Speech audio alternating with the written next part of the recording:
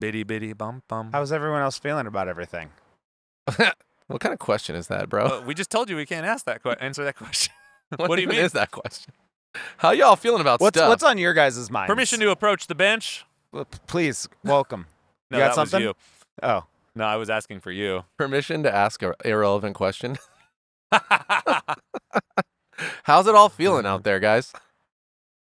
Weiser, It's great to be back in gave me Burbank. the download a couple weeks ago when he asked, "What question did you ask?" And I asked this question. You guys just roasted me on the spot. That's so funny.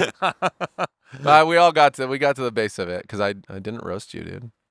But you did get roasted by another guy. I got roasted by another guy? Yeah, the one you were talking about. You got mini roasted. I think that was the real trigger for you. Micro roasted. Yeah. Oh, micro roasted. Yeah. Great. Trying to become micro we roaster call of it the year. sample roasting here. Yeah, dude, sample roaster We of the got year. sample roasted. Could you guys put us in there and roast Mag finally as macro or micro roaster of the year? Just a direct request. Love to Can we be on just another magazine. Roaster of the year, maybe. Wow. Maybe just a category that's roaster. Roaster that you need to know about. I'm a little dry today, so It's okay. if you guys have anything. Southern California is super wet right now. Thanks to the hurricanes. Thanks, Hillary. Hopefully everybody's okay down there, though. I just don't want to make light of that. I did want to make a joke about it, though, so I did. Sorry. Well, all I've seen is just pictures of people on the beach. Oh, no, there's flooding. Well, yeah, there's that, but I saw all kinds of shit underwater. Yeah, same.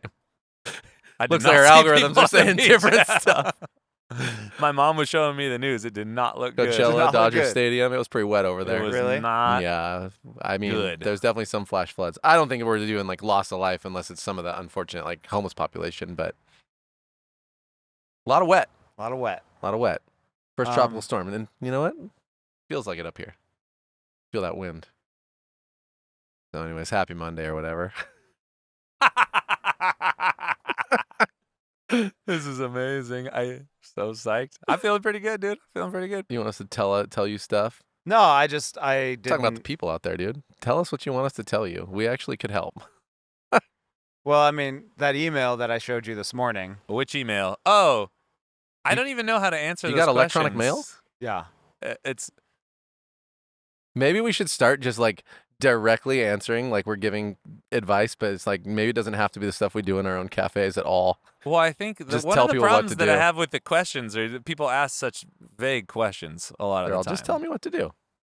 I would like some specificity. You want to specifically speak to it and ask the specificity questions? Call them out? Well, I'm not even Maybe trying to call call them in. anybody No, out. no, It's not like, call them out. it's like not I call 'em out, genuinely but- would like to be helpful, Yeah, but yeah. it's really hard to be helpful when questions are super vague. So Yeah. the question that we got this morning was about Give me the succession planning in a cafe.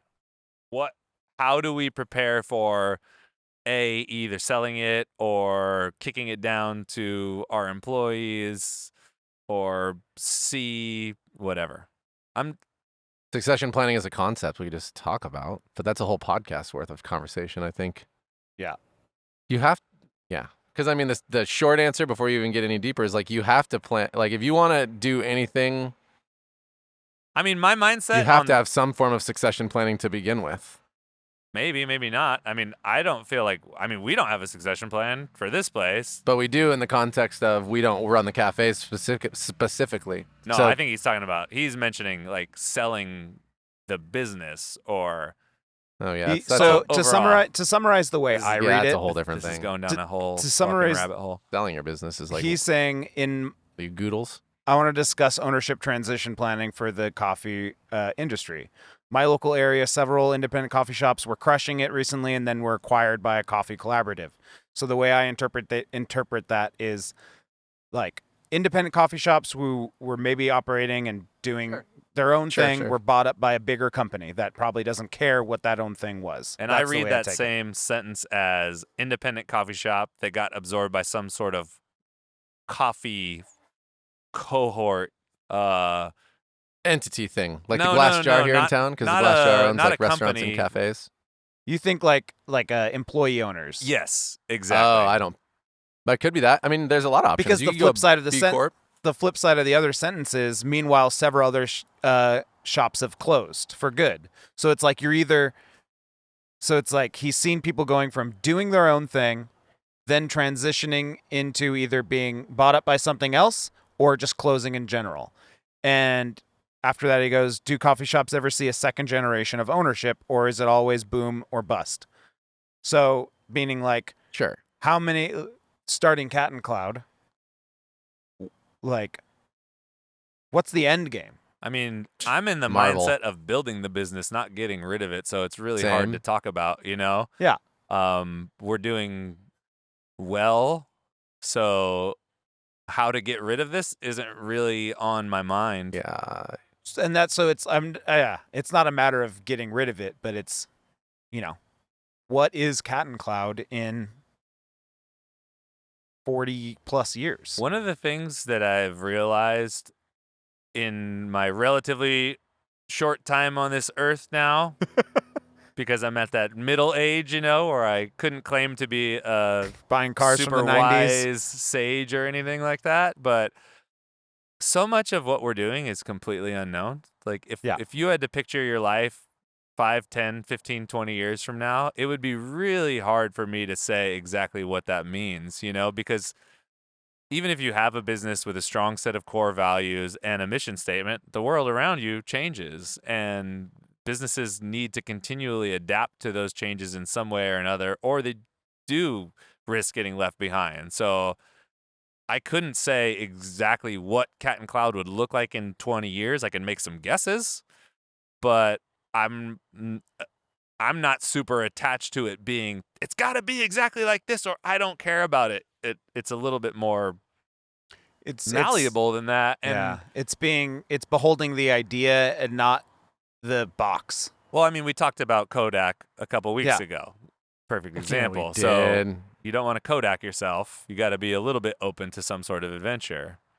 But Yeah. I think the question that this person's asking doesn't necessarily have anything to do with coffee. It's really a personal business to business question.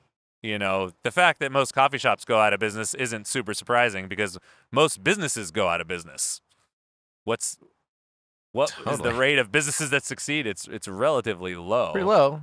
And even if you look at, I can't remember the data, but I was digging into it. It's pretty interesting that even the average lifespan of a Fortune 500 company is shorter now than it's ever been, where you used to have these really long-standing legacy companies, and those are getting even more and more rare. It seems like businesses are on a shorter life cycle.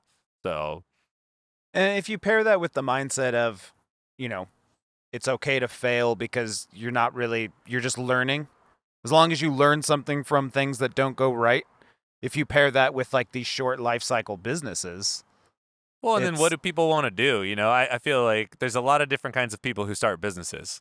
There's people who start businesses because they think it'll be an easy path to a little bit of free money or, you know, simple money, and they'll get to kind of be their own boss and do whatever they want. That's one expectation of starting a business. Some people want to have a business that they don't, that they take like a really passive interest in. Yeah, they want to pay for people to work for them, basically. Yeah, some Yeah.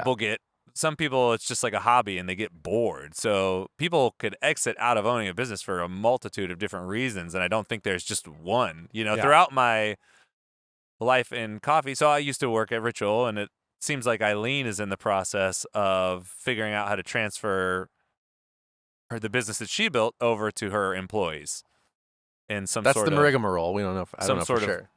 cohort. this So one. that's one thing. I've worked for another dude in the small town I grew up in who had a business, and it was kind of like a hobby, and he just kind of got over it because he didn't really care that much. Not in a bad way. He genuinely did like coffee, but it's just like, it's whatever. I don't care. I don't care enough to try to keep it alive or to put in the input into it. So it's, I don't know. You know, the answer's as open as there are.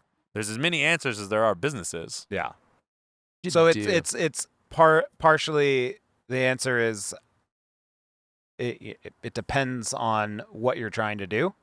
It depends on who you are and what you want. Yeah, Yeah. I mean, there's just so many answers. And then know? if you're gonna try to get your business acquired or sold, then it's like there's a million different ways you can look at evaluating your business and if it's even worth any money and blah blah blah, so on and so forth. If you want to get rid of, yeah, do you want to sell it to your team? Do you want to sell it to, like, Yeah. that's a whole thing that Why- I wouldn't. Why do you guys think so many things like Blue Bottle selling to Nestle. Why do you think so many bigger companies sold? I don't think so many bigger companies sold at all. I think there's a handful of coffee companies that sold, and there's probably hundreds of thousands of coffee companies in the U.S. that no one has ever heard of. True. You know, Yeah, the some of largest those- one sold. some of those things got some big press. Yeah.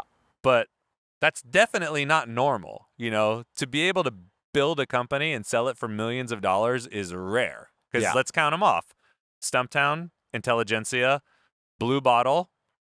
Pete's is owned by the same holding company that owns, you know, La Colombe's in there, I think. yeah. So there's less than 10 in Out the of whole, how many in From the where roasters? we whole came from. history of specialty coffee who have been Equator's still acquired owned by them, bigger right? companies. Equator's owned by Equator still, right? As far as I know. As far as I know. Yeah.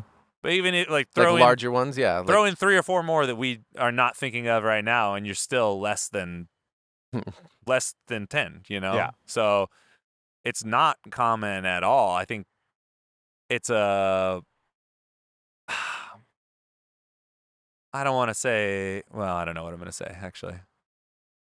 think you sell for just a bunch of different reasons. You never know. Yeah. There's a lot of reasons to sell or not sell. Well, I mean, reasons to sell. Yeah, there's you a make some million of money, them, but it's like the potentially. ability to sell.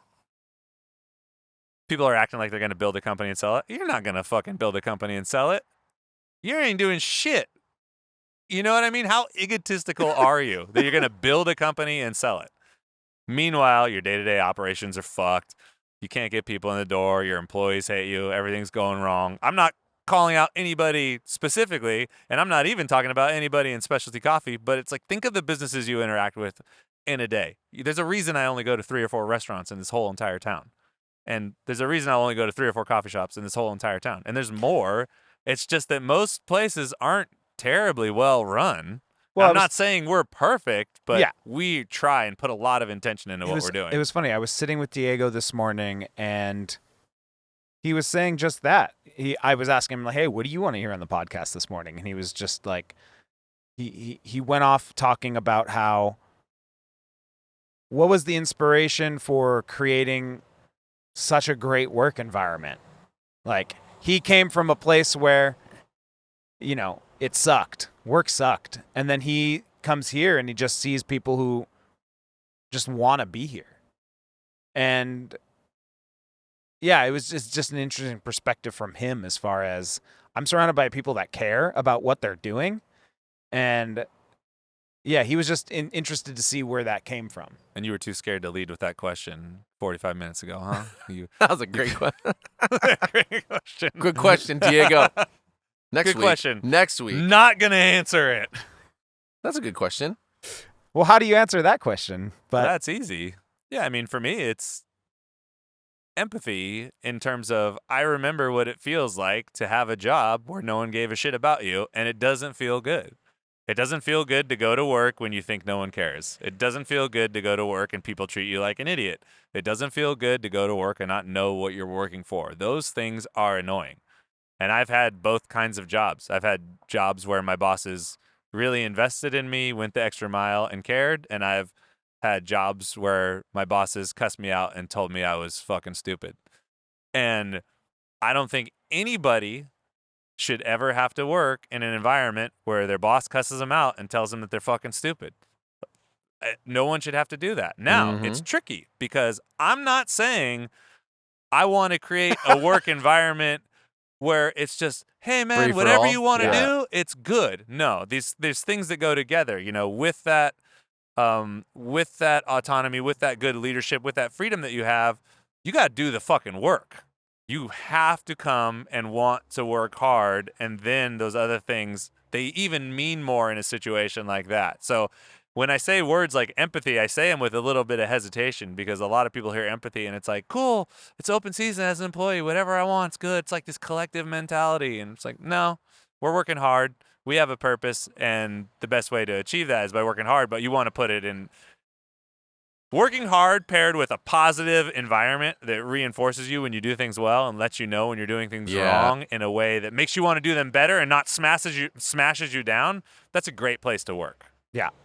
Yeah, that'd be it for me too. The Yeah. teamwork, the ability to push each other to do something greater, that feels awesome. When you feel like you're growing with a crew and they feel supportive and you feel like you're all trying to do something together, what else would you want out of your job? You know, otherwise I it feels less than. I told him that I saw a little cartoon on Instagram over the weekend where it was like a conversation between a boss and an employee, and the boss was saying, "It seems like you're just here for a paycheck," and then the employee was just like, "Well, yeah," and it just hit me because I'm the type of person that gets obsessed wherever I am, and where it's like, yes, that's the general thing. You have a job and you get compensated for your time, but do people just not like what they do? Do a majority of people just justify ends justify the means with work? I don't think it's that okay, so everybody gets to make a choice about how they want to approach their work. We've talked about that at length here. But also, it's not like people are floating in a vacuum. There's a culture around work in the country that we live in, and it's combative. Yeah, You know, most absolutely. people's experiences with work are terrible. So if you have a culture in which most people's interactions with their work are terrible, they're not going to love work. And if you have enough shitty experiences, like, it's not surprising that your attitude would be, fuck, I'm just going to work for a paycheck, because you probably heard your dad say, I'm just fucking going to work for a paycheck. You probably heard your mom say the same thing. It's not like it comes from nowhere. It's not like these people are super grumpy and want to be depressed. That's what work is. It's a necessary means to an end. I'm working for the man, clocking in, tuning out. I don't think people want to hate their jobs at all. No, I was raised that way too. It was like, it's a job. You're not supposed to like it. Right. And it's like, you know, what kind of person are you that you're so entitled that you want to get a job that you like? Get a job that pays you the money. And that's just not what I believe in, and that's why this company is the way it is. I will say that there's a caveat for me in that is, if you're younger or new to the workforce, you probably will have a job that you maybe don't like or maybe don't love. But how you engage with that work is still a choice. And I think that even in a job that's an entry-level job, we don't need that culture of people not giving a shit about the people that work for them. I think that's just so annoying, because I think you can have these jobs that most people would see as menial and put meaning behind them. I mean, certain people like that kind of work too. You might just have the wrong person there. You know, that's part of it too. I get it. Sometimes you have to have a job, and then you have to pay the bills, and that is true, and that will be true of everybody at some point in their life, including me. But you also could find people, you know, it's usually people who hate their job and are in charge who make it shitty for everybody else, right? And so if you can find a way to start working on cultures in business in general, where people find the meaning and you find the right person who cares about doing that work well, then you have an elevated experience for everybody who works in and around that business and the person, right? And that's absolutely always on the table, and there's no excuse for it, with the exception of you haven't put in the work and decided how to back your company with values and behaviors and finding the people that will make that difference within it. And it's a lot of work to do that. It's a lot of work. And a lot of places are already open, and they don't want to go back and rework their business to figure that out. So, but you have this cycle. But you do have cycles. And someone has to go first to step out of the cycle. And when you're talking about an employee-owner relationship, it's on the leadership to go first. To where if you have a grumpy employee show up, you know, then the boss is like, I fucking hate my employees. They're all grumpy. So how do you think I'm going to act towards my employees? Probably pretty grumpy in return. Grump. Yeah. And then it becomes a self-reinforcing belief where your employees are like, my boss is super grumpy. I don't fucking care. I'm just going to come to work. I don't give a shit. And it just goes around and around and around. So until someone steps out of that and says, okay, this can be different. This isn't working. How can we do this? It's just going to be the same. So it's not surprising to me that most people hate their jobs. It makes perfect sense to me. I don't think they're bad people. I don't think they're the vicious cycle. I don't think they're even inherently grumpy in their personality. I think it's just, dude. I mean, it's the same thing with school. It's like, why don't kids love school? Well, because school fucking sucks, dude. Like, it's not that there's anything wrong with the kids. It's like, go sit in a classroom, don't talk, don't say anything creative, don't do anything for 8 hours. Okay. Sounds fun to me. And then they're like, your kids are dumb. No, this whole thing is fucked. It's not the kids, and it's not necessarily the teachers, although they have more responsibility in it. There's this whole system. And until people start stepping outside of that system and switching it up, it's going to be like that. That's how work is. Yeah. That's how relationships are. That's how a lot of things are. I find it funny that there's the grocery store right over here, New Leaf.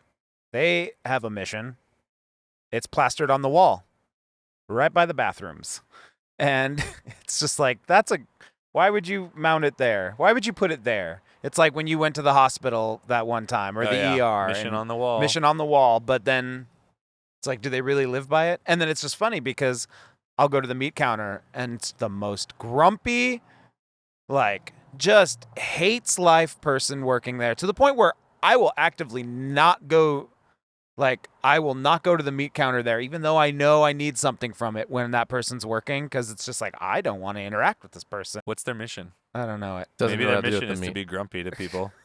But it's just like, I've tried interacting with them and like trying to pull them out of their comfort zone, and it just doesn't work. And I'm like, what's going on here? Why is this? I don't want to cut your meat, dude. They threw me in the meat department because they stereotyped me. Anyway. Stereotyped me and threw me in meat. Chris almost worked for a meat department at Whole Foods. I had a job interview. I got the job. Whole Foods? Whole Yeah. Foods, meat counter. One day and you were out. I didn't even make it to one day. Couldn't do it. I called and quit and then called. I said, I'm so sorry. I can't come in. And then I called Julia and said, if I drove to Santa Barbara, would you employ me? I'll do whatever you want. And she said, yeah, dude, come on. And thank God, Julia saved my life right in that moment. It was one time of many. Great. Where she just hooked me up. Come on down. Just the like water's that, fine. I was a barista again. It was Yeah, dude. awesome. Make that sweet bean. Meat to bean. All right. Well, thanks everyone. I think Hey, we got man, maybe for 2 sure. episodes here. Meet the bean. Meat to bean ratio. Little Barista's room's calling. Okay, bye. Hey everyone, that's the podcast for the week. Thanks so much for listening. If you heard something that inspired you, let us know or tell a friend. These are the types of connections that are the most important to us and that we seek to create every day. If there's something you heard and you want to know more about, send us an email to podcast@catandcloud.com or head to our website, catandcloud.com/podcast, and let us know. While you're on our site, check out everything we have to offer. Dive deep into one of our single origin coffees or pick up a little treat for yourself. We have something for everyone, so check it out. Also, find us in the usual places, YouTube, Instagram. We're always there sharing amazing things. All right, that's it. Thanks everyone for being awesome. We'll be back next week.